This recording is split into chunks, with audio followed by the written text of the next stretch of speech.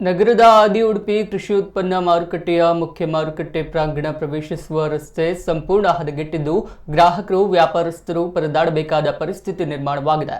ಪ್ರತಿ ಬುಧವಾರ ಇಲ್ಲಿ ವಾರದ ಸಂತೆ ನಡೆಯುತ್ತದೆ. ಸ್ಥಳೀಯ ರೈತರು ಸಾವಯವವಾಗಿ ಬೆಳೆಸಿದಂತಹ ತಾಜಾ ತರಕಾರಿಗಳ ಖರೀದಿಸಲು ಬರ್ತಾರೆ.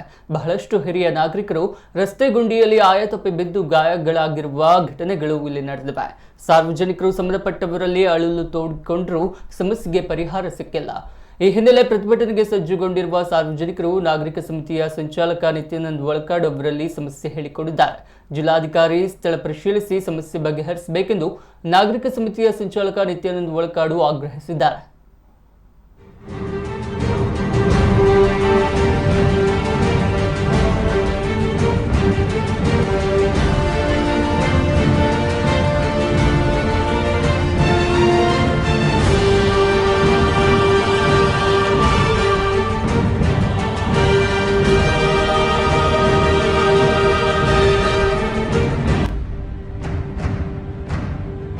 ಉಡುಪಿ ನಗರದ ಆದಿ ಉಡುಪಿ ಸಂತೆ ಮಾರ್ಕೆಟ್ APMC